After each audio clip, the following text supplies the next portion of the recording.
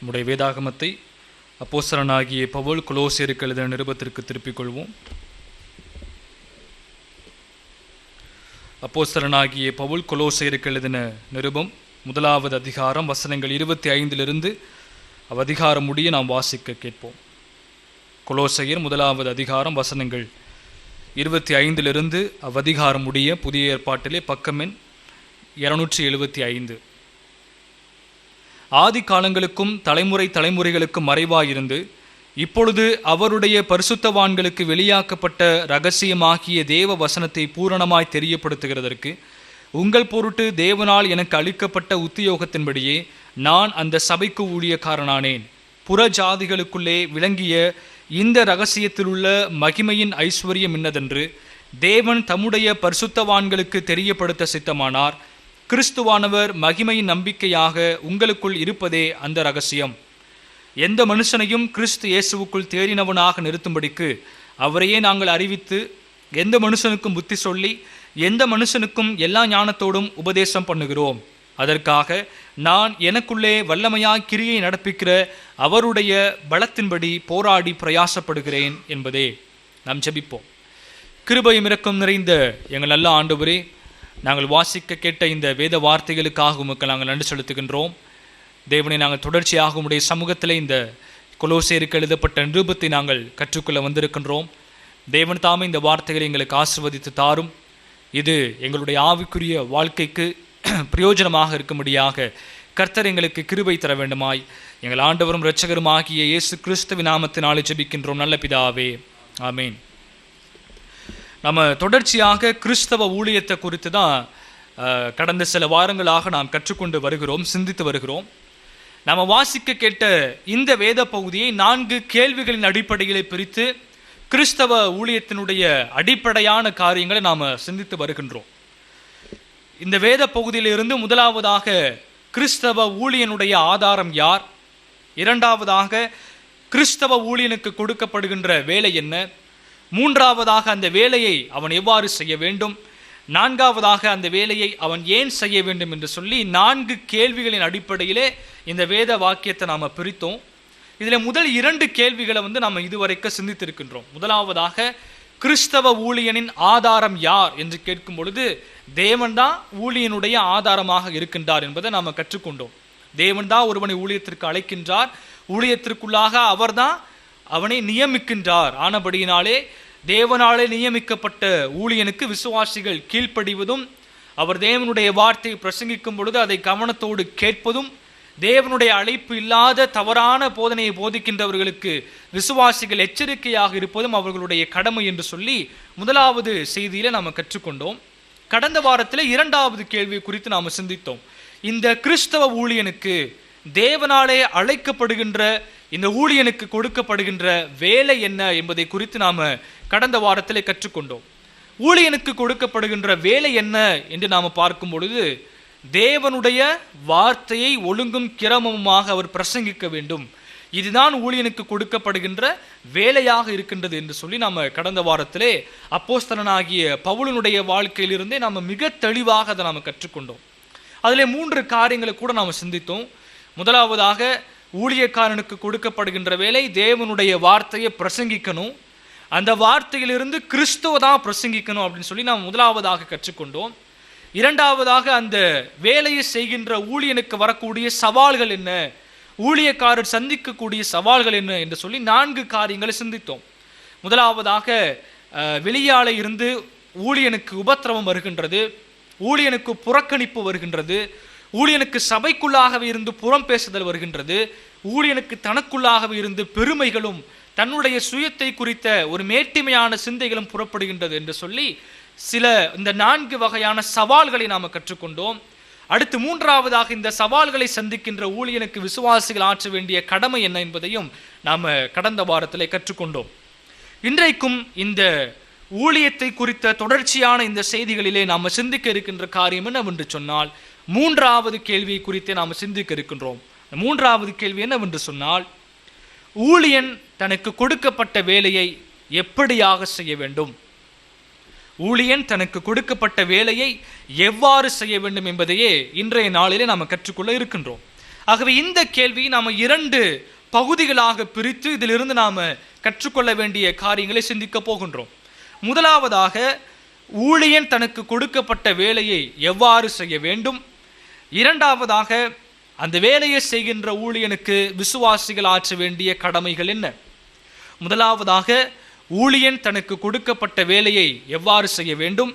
இரண்டாவதாக, அவ்வேலையை செய்கின்ற ஊழியனுக்கு விசுவாசிகள் ஆற்ற வேண்டிய கடமைகள் என்ன. இப்போ நீங்கள் நான் இந்த குறிப்புகளை சொல்லும் பொழுது நீங்கள் ஒரு விஷயத்தை கவனிச்சிருக்கலாம். என்னன்னு சொன்னால், இந்த ஊழியக்காரனுடைய அடிப்படையான காரியங்களை குறித்து பேசும் பொழுது, இல்லைனா ஊழியத்தினுடைய அடிப்படையான காரியங்களை குறித்து ஊழியனுக்கு கொடுக்கப்படுகின்ற வேலை என்ன, இப்படிலாம் இதை குறித்து நாம் பேசும் பொழுது தொடர்ச்சியாக விசுவாசிகளுக்கு இருக்கின்ற பொறுப்பையும் நாம் அதில் சேர்த்தே சிந்திச்சுட்டு வர்றோம். ஏன் என்று சொன்னால், ஊழியனுக்கும் விசுவாசிகளுக்கும் இருக்கின்ற தொடர்பானது அப்படிப்பட்ட ஒரு தொடர்பாக இருக்கின்றது. நீங்கள் ஒரு மேய்ப்பனை மந்தையிலிருந்து பிரிக்க முடியாது. ஒரு மேய்ப்பனுக்கும் மந்தைக்கும் இருக்கின்ற ஒரு தொடர்பு எப்படிப்பட்டது என்று சொன்னால், நீங்கள் மேய்ப்பனை குறித்து பேசும் பொழுது மந்தையை குறித்தும் பேசி ஆகணும். அதே போலவே ஊழியனுக்கு கொடுக்கப்படுகின்ற வேலைகள், ஊழியன் செய்ய வேண்டிய காரியங்கள் என்று பேசும் பொழுது அதனோட நாம் ஆட்டோமேட்டிக்காக என்ன ஆயிடுதுங்க, இந்த சபையாருடைய பொறுப்புகளும் அதிலே சேர்ந்தே வருகின்றது. அதை நாம் பிரிக்கவே முடியாது. ஊழியக்காரனுடைய பொறுப்புகளும் வேலைகளும் விசுவாசிகள் ஊழியக்காரனுக்கு ஆற்ற வேண்டிய கடமைகளும் அது சேர்ந்தே வருகின்ற ஒரு விஷயமாக இருப்பதினாலே தான் நாம் ஒவ்வொரு குறிப்புகளுக்கும் விசுவாசிகளுடைய கடமையையும் நாம் சேர்த்தே சிந்தித்து கொண்டு வருகின்றோம். ஆகவே முதலாவதாக இந்த பகுதியிலே நாம் கற்றுக்கொள்ள இருக்கின்ற காரியம் என்னவென்று சொன்னால், ஊழியன் தனக்கு கொடுக்கப்பட்ட வேலையை எவ்வாறு செய்ய வேண்டும் என்பதை தான் இந்த வேத பகுதியில் நாம் கற்றுக்கொள்ள போகின்றோம். நாம் வாசித்த இந்த வேத வசனத்திலே 28வது வசனத்தினுடைய பிற்பகுதியில் நாம் பார்க்கும் பொழுது பவுல் இப்படியாக சொல்லுகின்றார், எந்த மனுஷனையும் கிறிஸ்து இயேசுவுக்குள் தேறினவனாக நிறுத்தும்படிக்கு அவரையே நாங்கள் அறிவித்து எந்த மனுஷனுக்கும் புத்தி சொல்லி எந்த மனுஷனுக்கும் எல்லா ஞானத்தோடும் உபதேசம் பண்ணுகிறோம் என்று சொல்லுகின்றார். இங்கே பவுல் 2 காரியங்களை சொல்றாருங்க. ஊழியக்காரன் தனக்கு கொடுக்கப்பட்ட வேலையை எவ்வாறு செய்ய வேண்டும் என்பதற்கு 2 காரியங்களை இங்கே பவுல் சொல்லுகின்றார். முதலாவதாக, புத்தி சொல்லி என்ற ஒரு வார்த்தையை அவர் பயன்படுத்துகிறார். நாங்கள் எந்த மனுஷனுக்கும் புத்தி சொல்லி என்று சொல்லுகின்றார். இரண்டாவதாக, உபதேசம் பண்ணுகிறோம் என்று சொல்லுகின்றார். இந்த 2 காரியங்களை தான் இன்றைக்கு நாம் பார்க்க இருக்கின்றோம். ஆகவே தேவனுடைய வார்த்தையை ஒழுங்கும் கிரமமுமாக போதிக்கும்படியாக, தேவனுடைய வார்த்தையை தன்னுடைய சுய விருப்பத்தின்படியாக அல்லாமல் வேதாகமத்தின் வியாக்கியான முறைப்படி அந்த வார்த்தை எழுதப்பட்ட சூழ்நிலை என்ன, யாருக்கு எழுதப்பட்டது என்பதையெல்லாம் சரியாக கையாண்டு இந்த வேத வார்த்தையை பிரசங்கிக்கும்படியாக அழைக்கப்படுகின்ற போதகன், இந்த வேதத்திலிருந்து கிறிஸ்துவை போதிக்கும்படியாக அழைக்கப்படுகின்ற போதகர் அந்த பிரசங்கத்தை எப்படியாக செய்ய வேண்டும் என்று சொன்னால், அந்த வேலையை அவர் எப்படியாக செய்ய வேண்டும் என்று சொன்னால், இங்கே பவுல் சொல்லுகின்றார், புத்தி சொல்லுதலின் ஊடாகவும் உபதேசிக்கிறதின் ஊடாகவும் அந்த வேலையை அவர் செய்ய வேண்டும் என்று இந்த இடத்திலே பவுல் நமக்கு கற்றுத்தருகின்றார். 2 காரியங்களை நாம் இப்போ சுருக்கமாக கற்றுக்கொள்வோம். முதலாவதாக, புத்தி சொல்லுதல் என்பதை நாம் கற்றுக்கொள்ள போகின்றோம். இந்த புத்தி சொல்லுதல் அப்படின்னு தமிழில் மொழிபெயர்த்திருக்கிறாங்க. ஆங்கில வேதாகமத்தில் பார்க்கும் பொழுது அட்மானிஷ் என்ற அந்த வார்த்தை பயன்படுத்தப்படுகின்றது. அந்த வார்த்தையினுடைய அர்த்தம் என்னவென்று சொன்னால், அச்சமூட்டி எச்சரிப்பது, இல்லைனா கண்டித்து புத்தி சொல்லுவது, இல்லைனா கடிந்து கொள்ளுவது. இதுதான் அந்த வார்த்தையினுடைய அர்த்தம். வெறுமனே புத்தி சொல்வது என்ற ஒரு அர்த்தம் கிடையாதுங்க. ஒருவரை கண்டித்து புத்தி சொல்லுவது, ஒருவரை கடிந்து கொள்ளுவது, இல்லைனா எச்சரித்து புத்தி சொல்லுவது, இதுதான் அதனுடைய அர்த்தம். இப்போ இந்த இடத்துல இந்த அட்மானிஷ், அதாவது கண்டித்து கடிந்து கொண்டு புத்தி சொல்லுதல் என்ற வார்த்தையானது ஒரு எதிர்மறையான அர்த்தத்தை கொடுக்கக்கூடிய ஒரு வார்த்தையாக இருக்கின்றது. என்ன எதிர்மறையான அர்த்தம் என்று பார்க்கும் பொழுது, இந்த இடத்திலே தேவன் அவருக்கு கொடுக்கப்பட்ட, ஊழியனுக்கு கொடுக்கப்பட்ட வேலையாகிய இந்த பிரசங்க ஊழியத்தை செய்யும் பொழுது அந்த சபையில் இருக்கின்ற விசுவாசிகளுடைய பாவத்தை கண்டிக்க வேண்டியது சபை போதகனுடைய பொறுப்பாக இருக்கின்றது. அதுதான் இந்த இடத்துல அது பேசுகின்றது, கண்டித்து புத்தி சொல்லுதல். அதனுடைய அர்த்தம் என்ன? இந்த தேவனுடைய வார்த்தையிலிருந்து தேவனாலே கொடுக்கப்பட்ட வார்த்தையை சரியாக பேசும் பொழுது அவர் ஊழியக்காரர் என்ன செய்ய வேண்டுமாம்?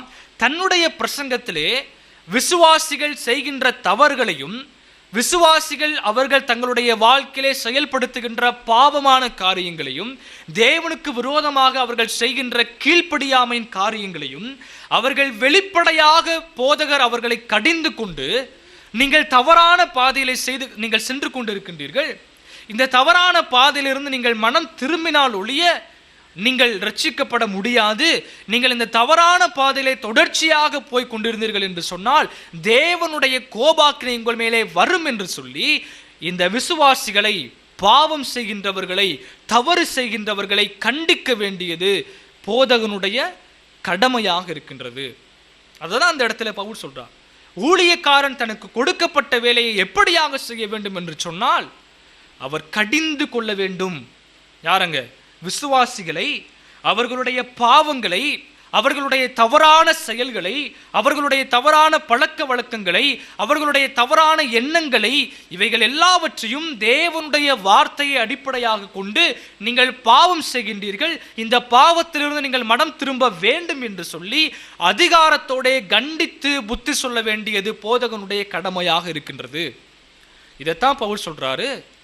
ஊழியக்காரனுக்கு கொடுக்கப்பட்ட வேலையை அவன் எப்படியாக செய்ய வேண்டும் என்று சொன்னால், முதலாவதாக அந்த பிரசங்கத்திலே விசுவாசிகளை கடிந்து கொண்டு அவர்களுடைய பாவத்தை கண்டித்து, அவர்களுடைய தவறான காரியங்களை கண்டித்து எச்சரிக்க வேண்டும் என்று பவுல் சொல்லுகின்றார். பவுலுடைய வாழ்க்கையிலிருந்தே ஒரு உதாரணத்தை நம்ம பார்ப்போங்க. அப்போஸ்தலர் 14வது அதிகாரத்திற்கு நீங்க வரும் பொழுது, அப்போஸ்தலர் 14வது அதிகாரம் 22வது வசனத்தில் நீங்க பார்க்கும் பொழுது அங்க ஒரு சம்பவம் நடக்கின்றது. அதற்கு முன்பதாக அதனுடைய சூழ்நிலையை நாம் பார்க்கணும். அந்த அதிகாரத்தில் என்ன நடக்குது அப்படிங்கிறத நாம் பார்க்கணும். அப்போஸ்தலர் 14வது அதிகாரத்தில் நீங்கள் பார்க்கும் பொழுது 1வது வசனத்திலே பவுலும் பர்னபாவும் என்ன செய்கிறாங்க அப்படின்னா, இக்கோனியா பட்டணத்திற்கு அங்கே தேவனுடைய வார்த்தையை, சுவிசேஷத்தை பிரசங்கிக்கிறாங்க. இப்படி இக்கோனியா பட்டணத்திலே அவர்கள் தேவனுடைய வார்த்தையை பிரசங்கிக்கும் பொழுது 5வது வசனத்தில் பார்க்கிறோம், அவர்களுடைய பிரசங்கத்தை விசுவாசியாத யூதர்கள் என்ன செய்கின்றார்கள் என்று சொன்னால், பவுலையும் பர்னபாவையும் கல்லெறியும்படியாக அவர்கள் யோசிக்கிறத நாம் பார்க்கின்றோம். 5வது வசனத்திலே இவர்களை அவமானப்படுத்தவும் கல்லெறியவும் வேண்டும் என்று புறஜாதியாரும் யூதரும் அவர்கள் அதிகாரிகளும் அமளி பண்ணுகையில் என்று வேதம் சொல்லுகின்றது. அவங்க போய் இக்கோனியா பட்டணத்திலே தேவனுடைய வார்த்தையை பிரசங்கிக்கிறாங்க. பிரசங்கிக்கும் பொழுது அதை கேட்டு பிரியமில்லாத யூதர்கள் என்ன செய்கின்றார்கள்? அவர்களை கல்லெறிய யோசனை பண்ணுகின்றார்கள். 6வது வசனத்தில் பார்க்கிறோம், அந்த நேரத்திலே பவுலும் பர்னபாவும் என்ன செய்கிறாங்க அப்படின்னா, லீஸ்திரா பட்டணத்திற்கும் தெர்பை பட்டணத்திற்கும் போய் அங்கே தேவனுடைய வார்த்தையை பிரசங்கிக்கும்படியாக அவர்கள் பிரயாசப்படுகின்றார்கள். அடுத்து 19வது வசனத்தில் நாம் பார்க்கின்றோம், அங்கே லீஸ்திரா பட்டணத்தில் அவர்கள் தேவனுடைய வார்த்தையை பிரசங்கிக்கும் பொழுது இந்த எக்கோனியா பட்டணத்தில் இருந்த யூதர்கள் அந்த பட்டணத்திற்கு அங்கே இருக்கின்ற மனிதர்கள் என்ன செய்கின்றார்கள்? கிளப்பி விட்டு அங்கே பவுலின் மீது கல்லறிந்து அவன் மரித்து போய்விட்டான் என்றால் எண்ணுகின்ற அளவிற்கு அவனை அங்கே அடிக்கிறாங்க. அதை 19வது வசனத்தில் நாம் பார்க்கின்றோம். 20வது வசனத்தில் பார்க்கும் பொழுது இப்படி பவுல் கல்லெறியப்படுகின்றதை, பவுல் அடிக்கப்படுகின்றதை சீஷர்கள் பார்த்து கொண்டு இருக்கின்றார்கள் என்ற அந்த வார்த்தை சொல்லுகின்றதுங்க. 20வது வசனத்தில் பார்க்கும் பொழுது சீஷர்கள் அவனை சூழ்ந்து நிற்கையில், இந்த வார்த்தையை நீங்க தெளிவாக கவனிக்கணும். சீஷர்கள் பவுல் கல்லெறியப்படுவதை பார்த்து கொண்டிருக்கின்றார்கள். அடுத்து 20வது வசனத்தில் பார்க்கும் பொழுது அப்படி பார்த்து கொண்டிருக்கின்ற நேரத்தில் அவங்க எழுந்து தெர்பை பட்டணத்திற்கு போய் அங்கே தேவனுடைய வார்த்தையை பிரசங்கித்து அநேகரை சீஷர்கள் ஆக்கின்றார்கள் என்று வேதாகம் சொல்லுகின்றது. அடுத்து 21வது வசனத்தில் பார்க்கின்றோம், மறுபடியுமாக அவர்கள் லீஸ்திரா பட்டணத்திற்கு வருகின்றார்கள், இக்கோனியா பட்டணத்திற்கும் அந்தியோகியா பட்டணத்திற்கும் போகின்றார்கள். எங்கே அவங்களை கல்லெறிஞ்சாங்களோ, எங்கே அவங்கள கொல்ல பார்த்தாங்களோ அதே பட்டணத்திற்கு திரும்பவுமாக அவங்க வர்றாங்க. அப்படி வருகின்ற சூழ்நிலையில தான் 22வது வசனத்தில் பவுல் சொல்றாரு, அங்கே சீஷருடைய மனதை திடப்படுத்தி விசுவாசத்திலே நிலைத்திருக்கும்படி அவர்களுக்கு புத்தி சொல்லி நாம் அநேக உபத்திரவங்களின் வழியாய் தேவனுடைய ராஜ்யத்தில் பிரவேசிக்க வேண்டும் என்று சொன்னார்கள். இந்த வசனத்தினுடைய பின்னணி இதுதான். இதுவரைக்கும் நம்ம பார்த்து கொண்டு வந்த காரியங்கள். அதாவது இக்கோனியா பட்டணத்துக்கு போறாங்க, அங்கே யூதர்கள் அவங்களை கல்லறிய வர்றாங்க. அதனால லீஸ்திரா பட்டணத்துக்கு போறாங்க, அங்கேயும் யூதர்கள் ஜனங்களை கிளப்பி விட்டு கல்லறிகிறாங்க. பவுல் செத்து போயிட்டார்னு என்று எண்ணுகின்ற அளவுக்கு அங்கே கல்லறிகிறாங்க. பவுல் அங்கே இருந்து கிளம்பி தெர்பை பட்டணத்திற்கு போறாரு, அங்கே ஊழியம் செய்து கொண்டு மறுபடியுமாக தன்னை யாரு கல்லறிஞ்சாங்களோ அதே ஊருக்கு அவர் திரும்பி வர்றாரு. திரும்பி சீசர்களை பார்த்து சொன்ன காரியம் தான் இது. இப்போ இங்கே என்ன நடக்குது அப்படின்னா, 20வது வசனத்தில் நாம பார்த்தோம், பவுல் அடி வாங்கினதை சீஷர்கள் பார்த்து கொண்டு இருந்தார்கள். சரிங்களா? பவுல் அடி வாங்கினதை சீஷர்கள் பார்த்து கொண்டு இருந்தார்கள். சீஷர்கள் அவனை சூழ்ந்து நிற்கையில் என்று சொல்லுகின்றது. அப்போ இங்கே என்ன நடந்திருக்கக்கூடிய ஒரு வாய்ப்பு இருக்கின்றது என்று சொன்னால், பவுல் அடி வாங்கினதை பார்த்து கொண்டிருந்த இந்த சீஷர்கள்லாம் என்ன நினைச்சிருப்பாங்க? இவ்வளோ அற்புதங்களை செய்கின்ற, இவ்வளவு அடையாளங்களை செய்கின்ற, மகத்துவமான மிகப்பெரிய அற்புதங்களை செய்கின்ற பவுலுக்கே இந்த நிலைமை அப்படின்னா, பவுல் பயங்கரமான அற்புதங்களை செய்கிறாருங்க. உருமாவை தூக்கி போட்டா சுகமாகுது, அவர் சாத்தானை அதட்டினார்னா சாத்தான் வெளியிலே போறான் ஒரு மனுஷனை விட்டு. இப்படி பயங்கரமான அற்புதங்களை அவர் செய்கிறாரு. அப்படிப்பட்ட பவுலுக்கே இந்த ஒரு நிலைமை அப்படின்னா, நாங்கள்லாம் யாரு?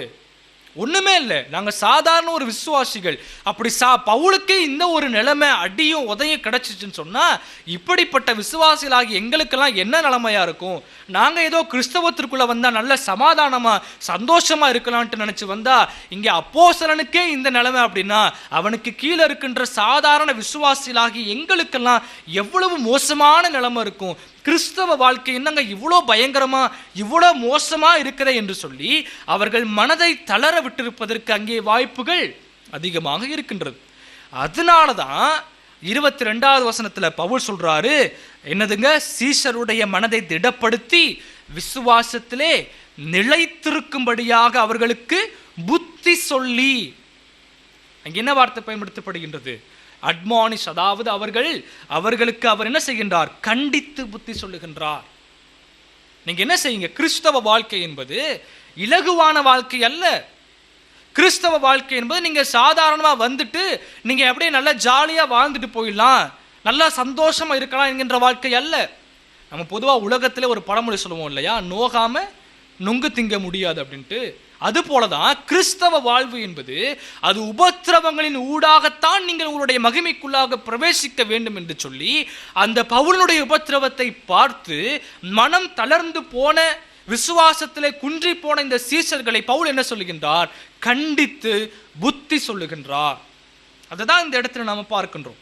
அப்போ தேவனுடைய வார்த்தையை பிரசங்கிக்கும்படியான வேலையை பெற்றிருக்கின்ற ஊழியக்காரன் அந்த தேவனுடைய வார்த்தையை பிரசங்கிக்கும் பொழுது விசுவாசிகளுக்குள்ளாக இருக்கின்ற பாவத்தை அப்படியே மேற்பூச்சாக பூசி மொழுகாமல், அவர்களுடைய பாவம் இப்படிப்பட்ட நிலைமையில் இருக்குது, அவங்க இப்படிப்பட்ட வாழ்க்கையை வாழ்ந்துட்டு இருக்கிறாங்க, தேவனுக்கு விரோதமான வாழ்க்கையை வாழ்ந்துட்டு இருக்கிறாங்க என்று சொல்லி அவர்களுடைய பாவத்தை தெளிவாக படம் பிடித்து காட்டி மனம் திரும்புதலுக்கு நேராக கண்டித்து அழைக்க வேண்டியது போதகனுடைய பொறுப்பாக இருக்கின்றது.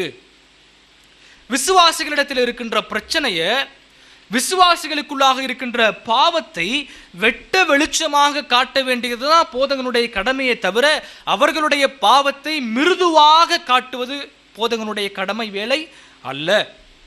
ஒரு உதாரணத்தை சொல்றேங்க. நான் சின்ன பிள்ளையா இருக்கும் பொழுது ஓடி ஆடி விளாண்டு கீழே விழுந்து காயம் வந்துடும். அந்த காயம் புண்ணா மாறி இருக்கும் பொழுது டாக்டர்கிட்ட கூட்டிட்டு போவாங்க. ஒரு சின்ன மெடிக்கல் இருக்கிற டாக்டர்கிட்ட கூட்டிட்டு போவாங்க.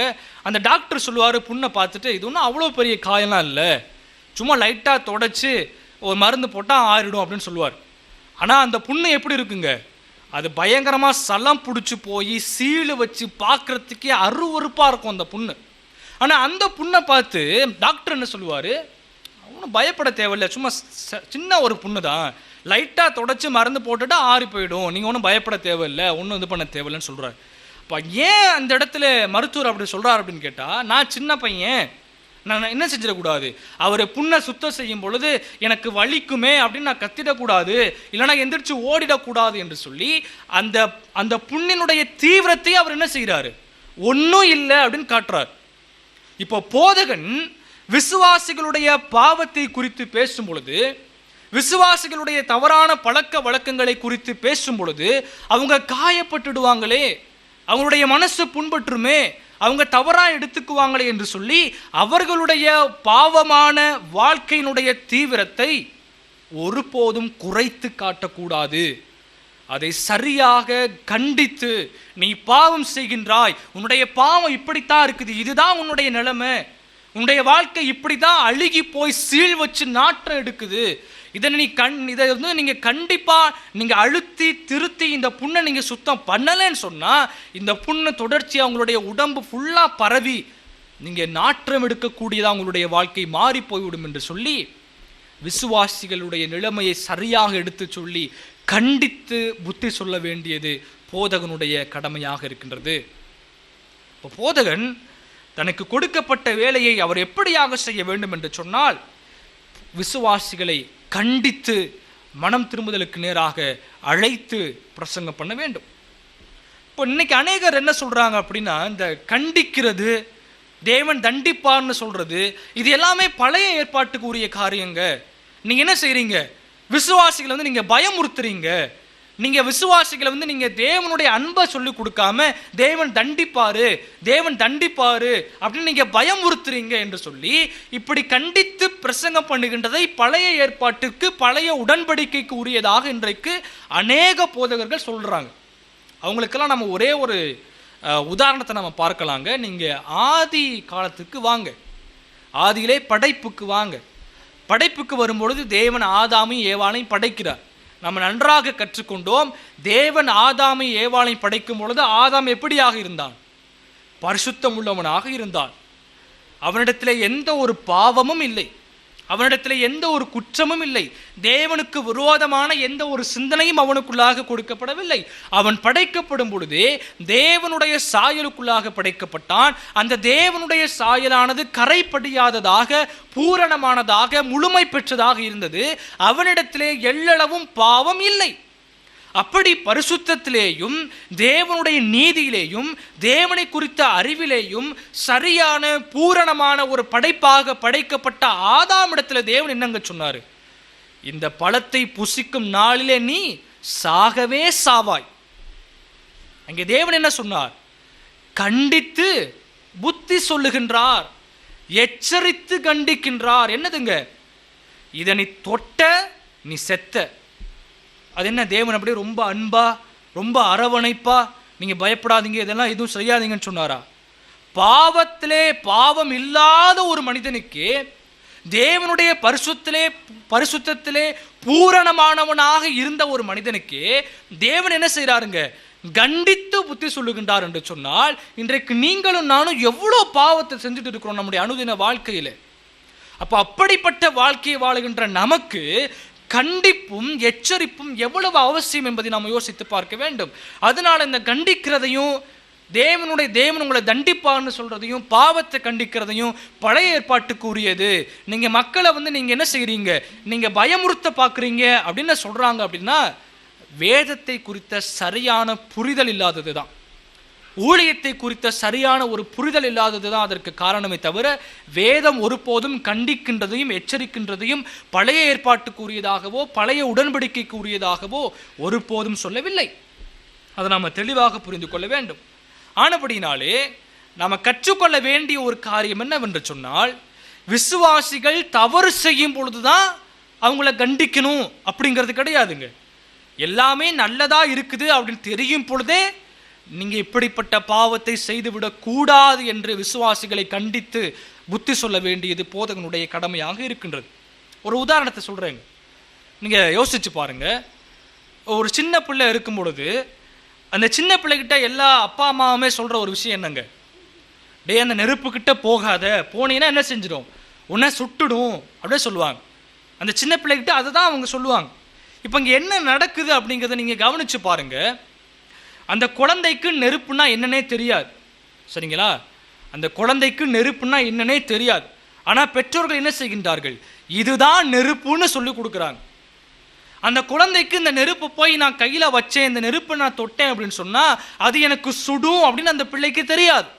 ஆனால் பெற்றோர்கள் என்ன செய்கின்றார்கள், அது தெரியாததற்கு முன்பதாகவே, அந்த பிள்ளை அறிந்து கொள்வதற்கு முன்பதாகவே, இதை நீ போய் தொட்டேன்னா அது உனக்கு சுடுன்னு சொல்லி கொடுக்குறாங்க. இப்போ எந்த ஒரு பெற்றோருமே என்ன செய்கிறது கிடையாதுங்க, ஃபஸ்ட்டு வந்து என் குழந்தை போயிட்டு நெருப்பை தொடட்டும், அப்படி தொட்டுட்டு சூடு வாங்கிட்டு வரட்டும், அப்படி வந்த உடனே பார்த்தியா சுட்டுடுச்சு பார்த்தியா, இதுக்கு பேர் தான் நெருப்பு, இதில் போய் நீ கையை வைக்கக்கூடாதுன்னு எந்த ஒரு பெற்றோரும் என் பிள்ளை ஃபஸ்ட்டு நெருப்பு போய் தொட்டுட்டு வரட்டும், சூடு வாங்கிட்டு வரட்டும், அதுக்கப்புறம் நான் கண்டிச்சுக்குவேன், அதுக்கப்புறம் நான் எச்சரிச்சுக்குவேன்னு எந்த ஒரு பெற்றோரும் சொல்வது கிடையாது. அதை போலவே போதகனும் விசுவாசிகளிடத்திலே பிரசங்கிக்கும் பொழுதும், விசுவாசிகளிடத்திலே தேவனுடைய வார்த்தையை பேசும் பொழுதும் எல்லாமே நன்றாக இருப்பதை போல தெரிந்தாலும் விசுவாசிகளிடத்திலே இது பாவம், இதை நீங்க செய்யக்கூடாது, நீங்க இப்படிப்பட்ட வாழ்க்கையை வாழக்கூடாது, இது தேவனுக்கு விரோதமான வாழ்க்கை, தேவனுக்கு விரோதமான காரியத்தை ஒருபோது நீங்க செய்யக்கூடாது என்று சொல்லி விசுவாசிகளை கண்டித்து புத்தி சொல்ல வேண்டியது போதகனுடைய கடமையாக இருக்கின்றது. பாவம் அவங்க செஞ்சதற்கு பிற்பாடு நான் கண்டிச்சுக்கிறேன்னு ஒருபோதும் போதகர்கள் சொல்லக்கூடாது. அப்படி இருப்பார்கள் என்று சொன்னால் அது விசுவாசிகளின் மீது இருக்கின்ற அக்கறையற்ற தன்மையையே அது காட்டுகின்றது. ஆகவே முதலாவதாக இந்த வேத பகுதியில் நாம் கற்றுக்கொள்கின்ற காரியம், போதகன் தனக்கு கொடுக்கப்பட்ட வேலையை எப்படியாக செய்ய வேண்டும் என்று சொன்னால் விசுவாசிகளை கண்டித்து எச்சரித்து புத்தி சொல்லுகின்றவனாக இருக்க வேண்டும். அப்படி கண்டித்து எச்சரித்து புத்தி சொல்லும் பொழுது நாம் கவனிக்க வேண்டிய முக்கியமான ஒரு விஷயம் என்ன அப்படின்னு கேட்டால், இந்த பாவங்களை கண்டிப்பதும் அவர்களுடைய விசுவாசிகளுடைய தவறுகளை சுட்டி காட்டுவதும் அவர்களை புத்தி சொல்வதனுடைய நோக்கம் விசுவாசிகளை கிறிஸ்துவுக்கு நேராக கொண்டு செல்வதுதான் போதகனுடைய நோக்கமாக இருக்க வேண்டுமே தவிர சுய காரியங்களுக்காக விசுவாசிகள் மீது தன்னுடைய அதிகாரத்தை துஷ்பிரயோகம் செய்வது அவனுடைய நோக்கமாக இருக்கக்கூடாது. ஏன்னா இன்றைக்கு பல போதகர்கள் அதை செய்கிறாங்க. போதகர்களாக அவர்களுக்கு அதிகாரம் கொடுக்கப்பட்டிருக்கின்றது என்பதை வைத்துக்கொண்டு தங்களுடைய அதிகாரத்தை விசுவாசிகளை திட்டுவதற்காகவே பயன்படுத்துகின்ற போதகர்கள் இன்றைக்கு அநேகர் இருக்கின்றார்கள். விசுவாசிகளை பயங்கரமா திட்டுறது, தகாத வார்த்தைகளை சொல்லி திட்டுவது, அருவருப்பான வார்த்தைகளை சொல்லி திட்டுவது, ஏன்? தங்களுடைய அதிகாரத்தை துஷ்பிரயோகம் செய்வது. இல்லை என்றால் நான் எதற்கு புத்தி சொல்ல வேண்டும், நான் எதற்கு அவர்களை கடிந்து கொள்ள வேண்டும் என்கின்ற நோக்கமே அறியாமல் பேசுவது. ஆனால் நன்றாக அறிந்து கொள்ள வேண்டும், போதகன் விசுவாசிகளை கண்டிக்க வேண்டும், அவர்களை எச்சரிக்க வேண்டும், அவர்களை கடிந்து கொள்ள வேண்டும் என்று சொல்லும் பொழுது அதனுடைய நோக்கம் அவர்களை மனம் திரும்புதலுக்கு நேராக அழைத்து கிறிஸ்துவுக்கு நேராக திருப்புவதாகத்தான் இருக்க வேண்டுமே தவிர அவர்களை நியாயம் தீர்ப்பதற்காக அல்ல. இதை தெளிவாக அறிந்து கொள்ள வேண்டும். ஆகவே ஒரு போதகன் அவர் கண்டித்து புத்தி சொல்ல வேண்டும். அந்த கண்டிப்பானது அன்பின் நிமித்தமாக செய்யப்படுகின்றதாக இருக்க வேண்டும். இதுதான் இந்த வேத பகுதியில் நாம் கற்றுக்கொள்கின்ற முதலாவது காரியம். இரண்டாவதாக போதகன் தன்னுடைய வேலையை எப்படியாக செய்ய வேண்டும் என்று சொன்னால் அந்த பகுதியிலே பவுல் சொல்றாரு, உபதேசம் பண்ணுகிறோம் என்று சொல்லுகின்றார். என்னதுங்க? உபதேசம் பண்ணுகின்றோம் என்று சொல்லுகின்றார். இப்போ இந்த உபதேசம் என்கின்ற வார்த்தை ஆங்கிலத்திலே டீச்சிங் என்ற வார்த்தை பயன்படுத்தப்படுகின்றது. டீச்சிங்னா நம்ம எல்லாருக்குமே தெரியும், கற்றுக் கொடுக்கிறது, அதுக்கு பேர் தான் டீச்சிங், உபதேசம். இப்போ இது ஒரு நேர்மறையான ஒரு வார்த்தை. முதலாவது வார்த்தை கண்டித்து புத்தி சொல்லுதல், அது எதிர்மறையான ஒரு அர்த்தத்தை கொடுக்குது. இது உபதேசித்தல் என்பது நேர்மறையான ஒரு வார்த்தை. அதை சுருக்கமாக சொல்ல போனால் கண்டித்து புத்தி சொல்லுவதிலே போதகர் விசுவாசிகள் எப்படியாக நடக்கக்கூடாது என்பதை கற்றுக் கொடுக்கின்றார். இந்த உபதேசிக்கின்றதிலே, உபதேசம் பண்ணுவதிலே விசுவாசிகள் எப்படியாக நடக்க வேண்டும் என்று சொல்லி போதகர் கற்றுக் கொடுக்கின்றார். இதுதான் இந்த ரெண்டு காரியங்கள். அப்போ விசுவாசிகளுடைய பாவத்தை கண்டித்து அவர்களுக்கு புத்தி சொல்லுவது மாத்திரம் போதகனுடைய வேலை அல்ல, மாறாக அவர்கள் அந்த பாவத்திலிருந்து திரும்பி தொடர்ச்சியாக தேவனுக்கு ஏற்ற வழியிலே எப்படியாக வாழ வேண்டும், தேவனுக்கேற்ற காரியங்களை எப்படியாக செய்ய வேண்டும், தேவனுக்கு உகந்த வாழ்க்கையை எப்படியாக வாழ வேண்டும் என்று கற்பிப்பதும் போதகனுடைய கடமையாக இருக்கின்றது என்று சொல்லி இந்த இடத்திலே பவுல் சொல்லுகின்றார். அப்போ உபதேசம் என்பது விசுவாசிகள் என்ன செய்ய வேண்டும், அவர்கள் எப்படியாக வாழ வேண்டும், அவர்கள் எதை விசுவாசிக்க வேண்டும், தங்களுடைய வாழ்க்கையிலே அவர்கள் எப்படியாக சிந்திக்க வேண்டும், அவங்க ஏதாவது ஒரு வேலையை செய்ய போகிறாங்க, இல்லைனா ஒரு தொழிலை செய்ய போகிறாங்க அப்படின்னா எப்படியான முடிவை எடுக்க வேண்டும் என்று சொல்லி எல்லாவற்றையும் ஒரு சரியான அவர்கள் எப்படியாக வாழ வேண்டும் என்று சொல்லி கற்பிப்பது தான் என்னதுங்க உபதேசம்.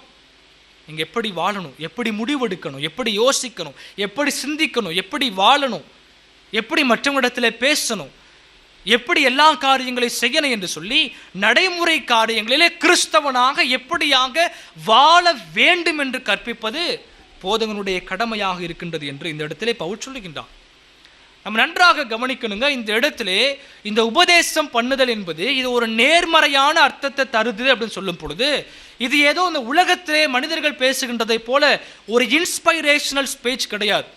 அதாவது என்ன அப்படின்னா, ஒருத்தரை அப்படியே தனிப்பட்ட ரீதியிலே ஊக்குவிக்கிறது, கிளர்ச்சி அடைய செய்வது, கிண்டி கிளப்பி விடுறது.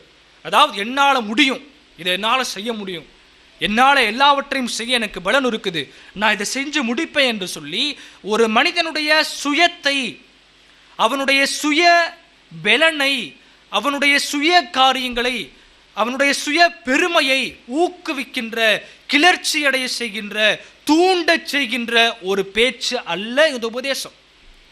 இன்றைக்கு அநேக கிறிஸ்தவ போதகர்கள் அதைத்தான் செஞ்சு கொண்டிருக்கிறாங்க. மோட்டிவேஷனல் ஸ்பீக்கர் என்று தங்களை அழைத்துக் கொள்ளுகின்றார்கள்.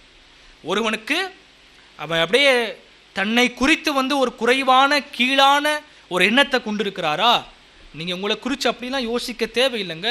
உங்களை நீங்கள் பாசிட்டிவாக யோசிங்க. நேர்மறையான கருத்துக்களை, நேர்மறையான எண்ணங்களை உங்களை குறித்து நீங்கள் நினச்சிக்குங்க. நீங்கள் அப்படி நினைக்கும் பொழுது உங்களுடைய வாழ்க்கை ரொம்ப நல்லா இருக்கும் என்று பிரசங்கிக்கின்ற போதகர்கள் இன்றைக்கு கிறிஸ்தவ ஊழியத்தில் இருக்கின்றார்கள்.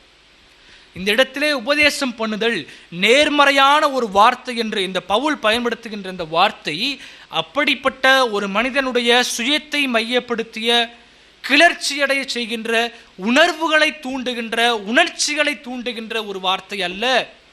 அதை குறித்து இந்த இடத்திலே பவுல் பேசவில்லை. நீங்கள் ஆசீர்வாதமாக இருப்பீர்கள், உங்களுக்கு எந்த குறையும் வராது, நீங்கள் செழுமையான வாழ்க்கையை வாழுவீங்க, நீங்கள் எந்த ஒரு குறையும் இல்லாமல் நன்றாக ஒரு வாழ்க்கையை வாழ்வீர்கள் என்று சொல்லி அப்படிப்பட்ட நேர்மறையான ஒரு காரியத்தை இந்த இடத்திலே பவுல் பேசவில்லை. மாறாக இங்கே உபதேசம் பண்ணுவது, நேர்மறையான காரியத்தை சொல்லி தருவது என்று சொல்லும் பொழுது அங்கே பவுல் கற்றுத்தருகின்ற காரியம் என்னவென்று சொன்னால், உபதேசம் என்பது தேவன் யார் என்பதை விசுவாசிகளுக்கு காட்டி அதன் அடிப்படையிலே அவர்கள் எப்படியாக வாழ வேண்டும் என்று சொல்லி கற்றுத்தருவதுதான் உபதேசம். அதுதான் நேர்மறையான ஒரு காரியம். தேவன் யார், உங்களுடைய கர்த்தர் யார், அவர் எப்படிப்பட்டவராக இருக்கின்றார், அவருடைய குணாதிசயங்கள் என்ன, அவருடைய மகிமை என்ன, அவர் எப்படிப்பட்ட காரியங்களை செய்கின்றார் என்று சொல்லி தேவனுடைய குணாதிசயங்களை விசுவாசிகளுக்கு கற்றுக் கொடுத்து, தேவன் இப்படிப்பட்டவராக இருக்கின்றபடியினாலே அவருடைய பிள்ளைகளாகிய நீங்கள் இப்படிப்பட்ட வாழ்க்கையை வாழுங்கள் என்று கற்றுத்தருவதுதான் உபதேசம். வேதம் முழுவதுமே அப்படிப்பட்ட உபதேசங்களால் தாங்க நிறைந்திருக்கிறது. ஒரு உதாரணத்தை மாத்திரம் நம்ம பார்க்கணும் என்று சொன்னால், 1 பேதுரு 1வது அதிகாரம் 15வது வசனத்தில் நாம் பார்க்கும் பொழுது அங்கே பேதுரு சொல்றாரு, 1 பேதுரு 1வது அதிகாரம் 15வது வசனத்திலே அங்கே பேதுரு சொல்றாரு, உங்களை அழைத்தவர் பரிசுத்தராய் இருக்கிறது போல நீங்களும் உங்கள் நடக்கைகள் எல்லாவற்றிலேயும் பரிசுத்தராய் இருங்கள். என்ன சொல்றாருங்க? உங்களை அழைத்தவர் பரிசுத்தராய் இருக்கிறது போல நீங்களும் உங்கள் நடக்கைகள் எல்லாவற்றிலேயும் பரிசுத்தராய் இருங்கள். இப்போ இந்த இடத்துல பேதுரு விசுவாசிகளுக்கு ஒரு நேர்மறையான காரியத்தை கற்றுக் கொடுக்கிறார், உபதேசிக்கிறார். எப்படி உபதேசிக்கிறாரு? தேவன் யாருன்னு ஃபர்ஸ்ட் சொல்றார். உங்களை அழைத்தவர், உங்களை அழைத்த கர்த்தர் யாரா? பரிசுத்தம் உள்ளவராக இருக்கின்றார். அதனால உங்களை அழைத்த தேவன் பரிசுத்தராக இருக்கின்றபடியினாலே, அவருடைய குணாதிசயம் அவர் பரிசுத்தராக இருக்கின்றார் என்பதினாலே அவருடைய பிள்ளைகளாகிய நீங்களும் பரிசுத்தம் உள்ளவர்களாக, உங்களுடைய நடக்கைகள் எல்லாவற்றிலேயும் பரிசுத்தம் உள்ளவர்களாக வாழுங்கள் என்று சொல்லுகின்றார். இதுதான் என்னதுங்க? உபதேசம். அப்போ ஒரு போதகன் தேவனுடைய வார்த்தையை பிரசங்கிக்கும் பொழுது, தேவனுடைய வார்த்தையை அந்த வேலையை செய்யும் பொழுது அதை எப்படியாக செய்ய வேண்டுமா? முதலாவதாக கண்டித்து புத்தி சொல்ல வேண்டும். இரண்டாவதாக விசுவாசிகள் அவர்கள் எப்படியாக வாழ வேண்டும் என்று சொல்லி உபதேசிக்க வேண்டும் என்று சொல்லி இந்த இடத்திலே பவுல் நமக்கு கற்றுத்தருகின்றார். அப்போ உபதேசம் என்பது அது என்ன செய்கின்றது? மனிதனை மையப்படுத்தியதாக இல்லாமல் தேவனை மையப்படுத்தியதாக இருக்கின்றது. அது தேவனை நடுவிலே வைத்து, தேவனை மையமாக வைத்து, அவரிடத்திலிருந்து நமக்கு சகல நன்மைகளையும், சகல நல்லொழுக்கமான காரியங்களையும், நீதிக்குரிய காரியங்களையும், நன்மைக்குரிய காரியங்களையும் நமக்கு கற்றுத்தருகின்றது.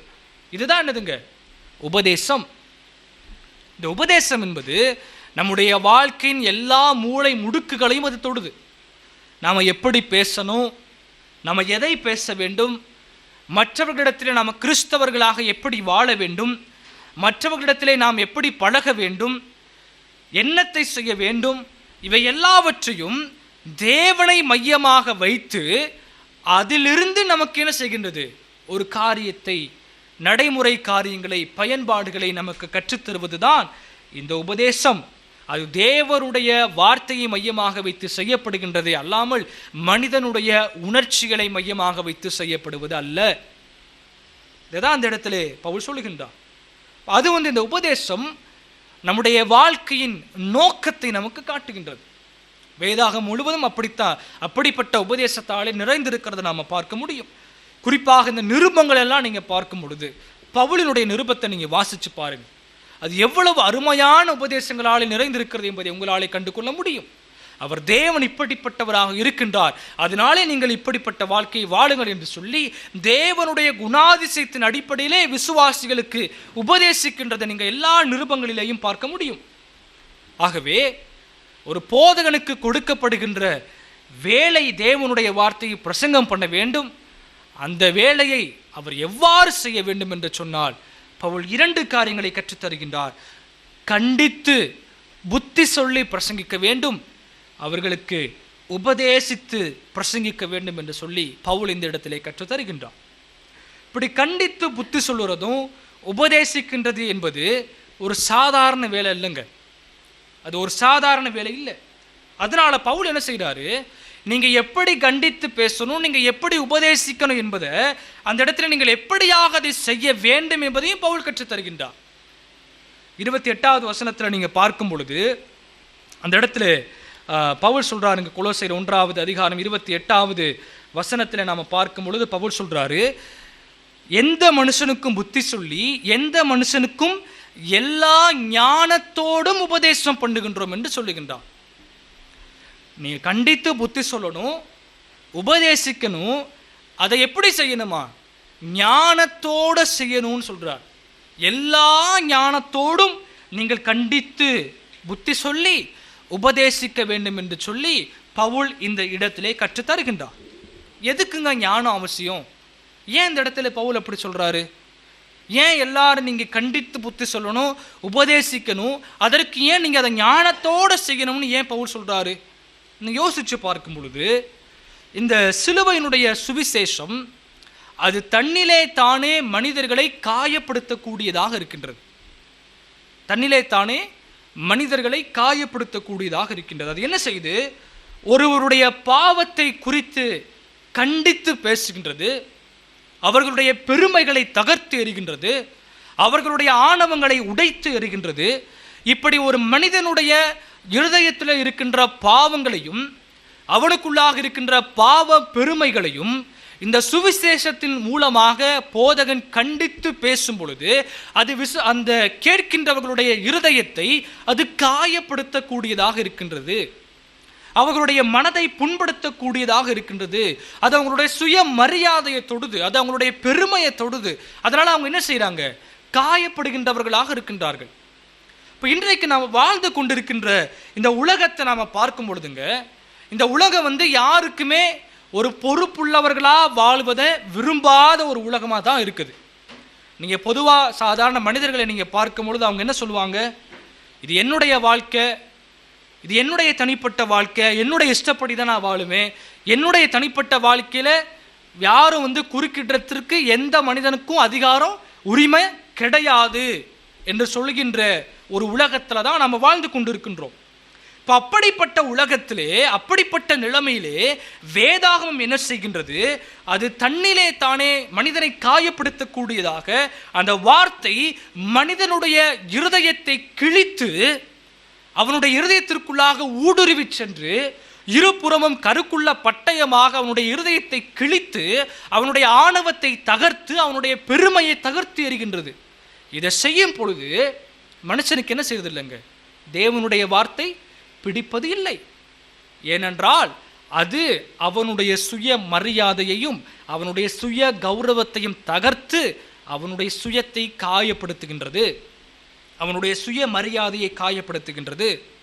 ஆகவே இந்த தேவனுடைய வார்த்தை தன்னிலே தானே ஒரு மனிதனை காயப்படுத்தக்கூடியதாக இருக்கும் பொழுது அந்த செய்தியை எடுத்து பேசுகின்ற போதகர்கள் அந்த காயப்படுத்தக்கூடிய வார்த்தையை பேசும் பொழுது தாங்கள் பயன்படுத்துகின்ற வார்த்தைகளிலே கவனமாக இருக்க வேண்டும். அதற்கு மிகப்பெரிய ஞானம் அவசியம். இந்த மற்றவர்களை தன்னிலே தானே காயப்படுத்தக்கூடிய வார்த்தையை பேசுகின்ற போதகர்கள் அது ஏற்கனவே மனிதர்களை காயப்படுத்தக்கூடியதாக இருக்குது.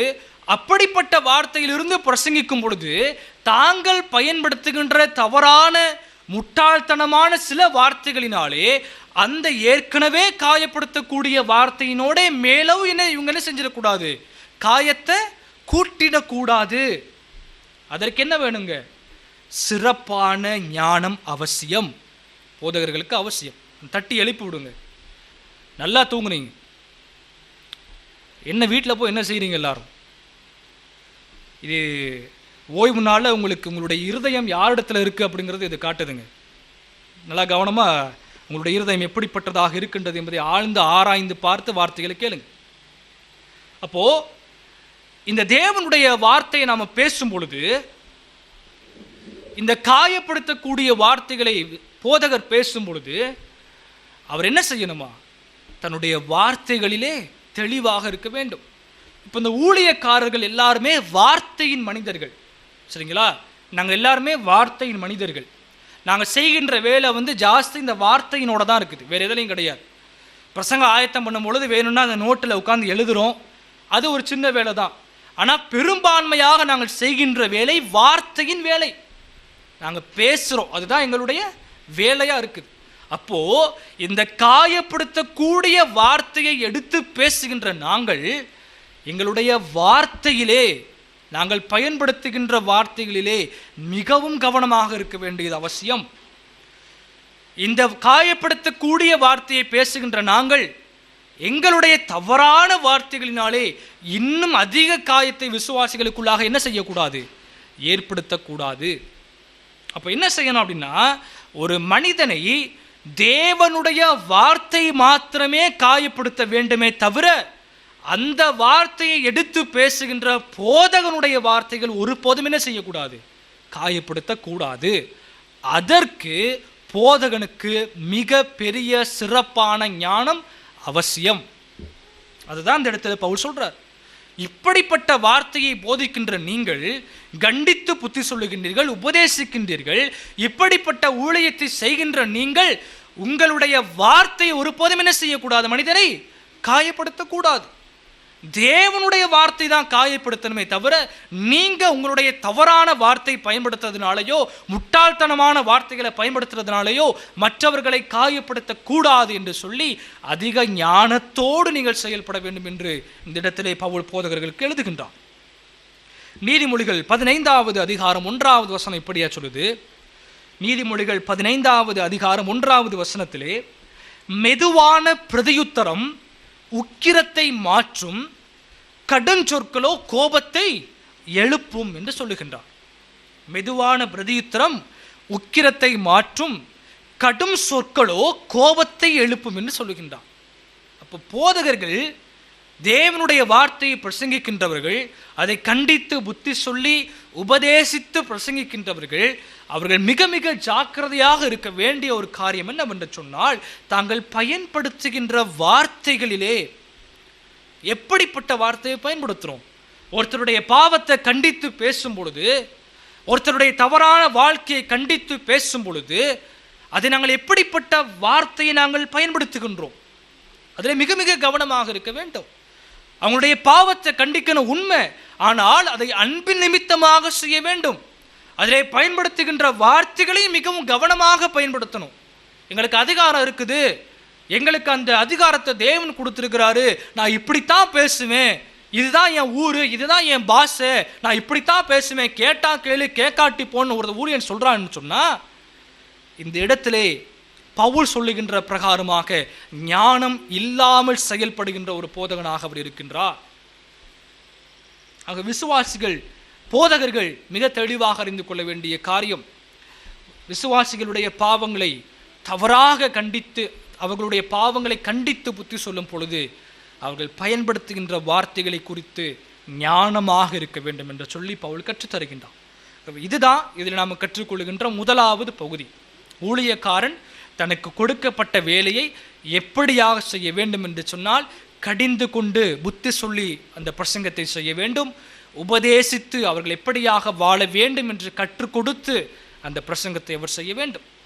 இரண்டாவதாக, இந்த வேலையை செய்கின்ற போதகர்களுக்கு விசுவாசிகள் ஆற்ற வேண்டிய கடமைகள் என்ன என்று பார்க்கும் பொழுது 3 காரியங்கள் சொல்கிறேன். முதலாவதாக, போதகர்கள் அவர்கள் ஒழுங்காக புத்தி சொல்லி உபதேசம் பண்ண வேண்டும் என்று சொல்லி விசுவாசிகள் அவர்களுக்காக ஜெபிக்க வேண்டும். இது முதலாவது கடமை. எல்லாருமே இது எப்பொழுதும் இருக்கின்ற ஒரு பொதுவான ஒரு கடமைன்னு கூட நம்ம சொல்லலாம். போதகர்கள் ஒழுங்காக தேவனுடைய வார்த்தையை சொல்லி விசுவாசிகளுடைய பாவங்களை கண்டித்து உபதேசம் பண்ண வேண்டும் என்று சொல்லி போதகர்களுக்காக விசுவாசிகள் ஜெபிக்க வேண்டியது அவர்களுடைய கடமையாக இருக்கின்றது. இப்போ நீங்கள் நல்லா யோசிச்சு பாருங்க, நமக்கு இருக்கின்ற ஒரு புண்ணை, ஒரு காயத்தை சரியா அதக்கி அதை சுத்தம் பண்ணாத ஒரு மருத்துவரை நாம் என்ன சொல்லுவோம்? என்னங்க டாக்டர், அவர் ஒழுங்காவே சுத்தம் பண்ண மாட்டேங்கிறாரு, ஒழுங்காவே அதக்கி சுத்தம் பண்ண மாட்டேங்கிறாரு, அப்படியே இந்த காயம் இருக்குது, அப்படியே சலம் இருக்குது, அப்படியே சீல் இருக்குது, என்னத்தான் அவர் சுத்தம் பண்ணாரு, என்ன டாக்டர் அவர் அப்படின்னு கேட்போம். அதே போல ஒரு ஊழியக்காரர் என்பவன், நல்ல ஊழியக்காரன், உண்மையான ஊழியக்காரன் என்பவன் முதலாவதாக மனிதர்களுடைய, விசுவாசிகளுடைய அந்த பாவம் என்கின்ற புண்ணை சரியாக அதக்கி சுத்தம் செய்கின்றவனாக இருக்க வேண்டும். அது வலித்தாலும் சரி, கண்ணீர் வடித்தாலும் சரி, வலி மிகுந்த வேதனையாக இருந்தாலும் சரி, அதை சரியாக அதக்கி அதை சுத்தம் செய்தால்தான் புண்ணு என்ன செய்யுங்க, ஆறும். ஆனபடியினாலே இந்த போதகர் என்ன செய்யணும்? முதலாவதாக அந்த பாவத்தை சரியாக கண்டிக்க வேண்டும். அது வலி மிகுந்தது தான் விசுவாசிகளுக்கு, அது அவங்களுக்கு வேதனையை கொடுக்கக்கூடியது தான், அவங்களுடைய இருதயத்திலே அது காயத்தை ஏற்படுத்தக்கூடியது தான். ஆனால் அது அவர்களுடைய நன்மைக்காகவே செய்யப்படுகின்றது என்பதை அறிந்து கொண்டு விசுவாசிகள் அதை ஏற்றுக்கொள்ள வேண்டும். ஆகவே எப்படி ஒரு மருத்துவர் நமக்கு காயத்தை போய் நம்ம மருத்துவர்கிட்ட காட்டும் பொழுது ஃபஸ்ட்டு அதை அதக்கி சுத்தம் பண்ணி, அடுத்து ரெண்டாவதா இந்த மருந்தை நீங்கள் தொடர்ச்சியாக நீங்கள் போடுங்க, இந்த காயம் சரியாயிடும்னு சொல்கிறாரோ, அதே போல போதகர் என்பவர் முதலாவதாக விசுவாசிகளுடைய காயத்தை, அவர்களுடைய பாவ புண்ணை அவர்களுக்கு காட்டி அதை அதக்கி சுத்தம் செய்து, அடுத்து தொடர்ச்சியாக நீங்கள் இப்படிப்பட்ட வாழ்க்கையை வாழுங்கள் என்று காட்டுகின்ற ஒருவராக இருக்க வேண்டும். இயேசு கிறிஸ்து சொல்றாருங்க, அதை விபச்சாரத்திலே கண்டுபிடிக்கப்படுகின்ற ஒரு ஸ்திரிய இயேசு கிறிஸ்துவிடத்திலே கூட்டி வர்றாங்க. முதலாவதாக அங்கே என்ன செய்கிறார் இயேசு கிறிஸ்து? அவரிடத்திலே பாவம் இருக்கின்றது என்பதை இயேசு கிறிஸ்து அறிந்திருக்கின்றார். அப்படி அறிந்த கிறிஸ்து என்ன செய்கிறார்? அடுத்து, உன்னுடைய பாவங்கள் மன்னிக்கப்பட்டது, இனி நீ பாவம் செய்யாதே. அவருடைய பாவத்தையும் காட்டுகின்றார். அந்த பாவத்தை மன்னித்த கிறிஸ்து அடுத்து நீ எப்படியாக வாழ வேண்டும் என்பதையும் சொல்லிக் கொடுக்கின்றார். கண்டிப்பும் வருகின்றது, உபதேசமும் வருகின்றது. ஆகவே ஒரு போதகர், உங்கள் சபையில் இருக்கின்ற போதகர், உங்களுடைய மேய்ப்பர், முதலாவதாக சரியாக உங்களுடைய பாவத்தை கண்டித்து புத்தி சொல்லி உங்களுக்கு சரியான உபதேசத்தை காட்டும்படியாக போதகருக்காக ஜெபிக்க வேண்டியது விசுவாசிகளுடைய கடமை. இரண்டாவதாக விசுவாசிகளுடைய கடமை என்னவென்று சொன்னால், இந்த போதகர்கள் இந்த கடமையை செய்யும் பொழுது, உங்களுடைய பாவங்களை கண்டித்து பேசும் பொழுது சரியான வார்த்தைகளை பயன்படுத்த வேண்டும் என்று சொல்லி அவர்களுக்கான ஞானத்தை தேவன் தர வேண்டும் என்று ஜெபிப்பதும் உங்களுடைய கடமையாக இருக்கின்றது. நான் போதகன் ஒருபோதும் தன்னுடைய சுய நீதியிலே இல்லைனா நியாயம் தீர்க்க வேண்டும் என்ற ஒரு அப்படிப்பட்ட ஒரு எண்ணத்தோடு, அப்படிப்பட்ட ஒரு சிந்தையோடு விசுவாசிகளுடைய பாவத்தை கண்டிக்கின்றவனாக இருக்கக்கூடாது. அப்படி கண்டித்தான் என்று சொன்னால் அவன் மெய்யாகவே அதை அன்போடு செய்யவில்லை, அதை என்ன செய்கின்றார்? அவர் ஒரு ஒரு அசட்டுத்தனத்தோடு, அதை அவர் ஒரு தேவனுக்கு முன்பதாக ஒரு அவமரியாதையோடு, அதை அவர் தன்னுடைய ஒரு அகங்காரத்தோடு அதை செய்கின்றவராக இருப்பார். ஆகவே விசுவாசிகளுடைய பாவத்தை கண்டிக்கின்ற போதகர், எச்சரிக்கின்ற போதகர் சரியான வார்த்தைகளை பயன்படுத்துவதற்கான ஞானத்தை தேவன் தர வேண்டும் என்று சொல்லி ஜெபிக்க வேண்டியது விசுவாசிகளுடைய கடமை. மூன்றாவதாக, இப்படி விசுவாசிகளுடைய பாவத்தை கண்டியாமலும் சரியான உபதேசத்தை கொடாமலும் இருக்கின்ற போலியான உபதேசகர்களுக்கு எச்சரிக்கையாக இருக்க வேண்டியது விசுவாசிகளுடைய கடமை. ஏன்னா இன்றைக்கு அநேக போதகர்கள் இருக்கிறாங்க, விசுவாசிகளுடைய பாவத்தை கண்டிப்பதே கிடையாது. நீங்க பாவம் செய்றீங்கன்ற ஒரு வார்த்தை அவங்க வாயில வரவே வராது. வந்துட்டா விசுவாசிகள் சபையை விட்டு போயிடுவாங்க. அதுதான் அவங்களுடைய கவலையா இருக்குது. பாவத்தை கண்டியாம இருந்தா விசுவாசிகள் நரகத்துக்கு போயிடுவாங்கிறது அவங்களுடைய கவலை கிடையாது. விசுவாசிகள் சபைக்கு வராமல் போயிடுவாங்கிறது தான் அவங்களுடைய கவலை. காணிக்கப்பட்டு ரொம்பாம போயிடும் அப்படிங்கிறது தான் அவங்களுடைய கடமை. இப்போ அப்படி விசுவாசிகளுடைய பாவத்தை கண்டியாமல் விசுவாசிகளுடைய பாவத்திலே அவர்களை பாதுகாப்பாக உணரச் செய்கின்ற இப்படிப்பட்ட மாய்மாலமான வெளித்தோற்றத்திலே நல்லவர்களாக தெரிந்தாலும் உள்ளிலே மாய்மாலமான ஓநாய்களாக திரிகின்ற அந்த கள்ள போதகர்களுக்கு விசுவாசிகள் எச்சரிக்கையாக இருக்க வேண்டும். தேவனுடைய நியாய தீர்ப்பை குறித்து பேசாத, நரகத்தை குறித்து பேசாத, பாவத்தை குறித்து பேசாத, மனம் திரும்புதலை குறித்து பேசாத, அனுதின மனம் திரும்புதலை குறித்து பேசாத இந்த கள்ள உபதேசிகளுக்கு விசுவாசிகள் எச்சரிக்கையாக இருக்க வேண்டும். அது உங்களுடைய கடமை. முதலாவதாக, போதகர் ஒழுங்காக புத்தி சொல்லி உபதேசம் பண்ண வேண்டும் என்று ஜெபிக்க வேண்டியது உங்களுடைய கடமை. இரண்டாவதாக, போதகர்கள் அப்படி கண்டித்து புத்தி சொல்லும் பொழுது சரியான வார்த்தைகளை அவர்கள் பயன்படுத்த வேண்டும் என்று அவர்களுக்காக ஜெபிப்பது உங்களுடைய கடமை. மூன்றாவதாக, இப்படிப்பட்ட வேலையை செய்யாத கள்ள உபதேசிகளுக்கு எச்சரிக்கையாக இருக்க வேண்டியது உங்களுடைய கடமை. ஆகவே மூன்றாவதாக, கிறிஸ்தவ ஊழியத்திலே நாம் கற்றுக்கொள்ளுகின்ற இந்த மூன்றாவது கேள்வி, கிறிஸ்தவ ஊழியன் தனக்கு கொடுக்கப்பட்ட வேலையை எப்படியாக செய்ய வேண்டும் என்று சொன்னால், இங்கே பவுல் கற்பிக்கின்றார், விசுவாசிகளுடைய பாவத்தை கண்டித்து புத்தி சொல்லி தொடர்ச்சியாக அந்த கண்டிப்போடு அவர்கள் அடுத்து எப்படியாக வாழ வேண்டும் என்று சொல்லி கிறிஸ்துவுக்கு நேராக அவர்களை வழிநடத்தி பிரசங்கிக்க வேண்டும். அப்படிப்பட்ட வகையிலே தன்னுடைய வேலையை ஊழியக்காரன் செய்ய வேண்டும் என்று சொல்லி இங்கே பவுல் கற்றுத் தருகின்றார். ஆகவே விசுவாசிகளாகி நீங்கள், உங்களுடைய போதகர் தன்னுடைய வேலையை செய்யும் பொழுது இப்படிப்பட்ட வகையிலே தன்னுடைய பொறுப்பிலிருந்து தவறாமல் உங்களுடைய பாவத்தை கண்டித்து, அதை கண்டிக்கும் பொழுது அன்பு நிமித்தமாக அதை செய்யவும், உங்களுடைய இருதயத்தை தேவனுடைய வார்த்தையினாலே மாத்திரம் காயப்படுத்தி தன்னுடைய வார்த்தையினாலே காயப்படுத்தாமல் இருக்கவும் தேவன் அவருக்கு ஞானத்தையும் கிருபையும் தந்தருளும்படியாக ஜெபிப்போம். தேவன் தாமே இந்த வார்த்தைகளை ஆசீர்வதித்து தருவாராக.